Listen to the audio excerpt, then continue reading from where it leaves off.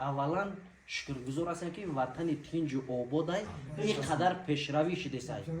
ما میبینیم دیگر دولت را جنگ جدال بگذار همه کسا دعا میکنیم که خداوند اول تاجیکستان تنجی و آبادی کنه، انشالله همش میشود، همه دههای دوردست ما آباد و زیبا میشود. همین خلاص است. وطن ملت ما خدای مهربان از جمیع بلا و فتوح دنیوی نگه دار. آمین.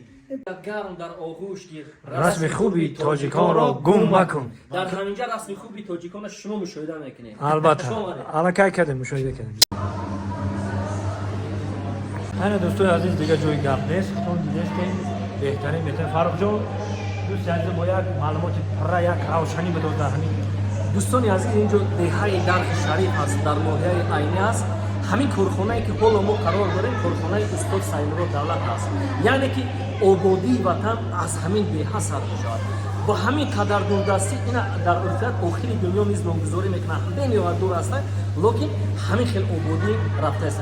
همین باعث صلح، وحدت، دوستی، همدیگر فهمی پیش از همه خدمت‌های شایسته پیشوای معظم ملت جناب عالی هستند. کدامی که می‌خواهید به همین دهه بیایید در حقیقت عرفیت‌های خاصه دهه مشاهده کرده میشه. انا این جاها که ما قرار داریم یک از کارکرد میوه و سبزواتی که در اینجا میشود از استاد سایمرود دولت هستند. خودتون ببینید کارگران قابلیتی از در رفتی برنامه میگم می از زیاده از 25 30 نفر زن میتواند در اینجا به کار دائمی تامین باشد.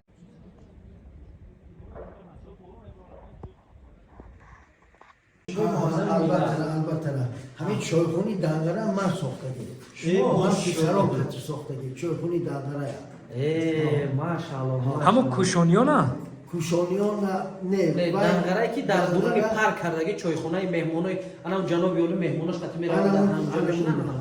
من پارکی که سمالیو داره حوزه کو من ساختگی حوزه وایش کردگی نه خرمشهر بله.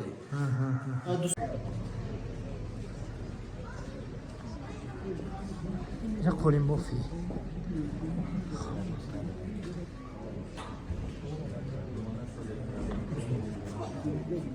فاروق جان خواهد دیگه بسید نه نمیشه جای قولیم بافی بسم الله الرحمن الرحیم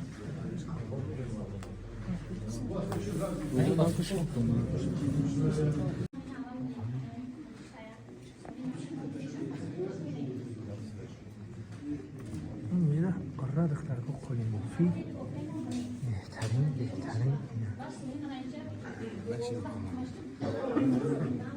خودی چند تا جای کار شده میشه باش همینجا بود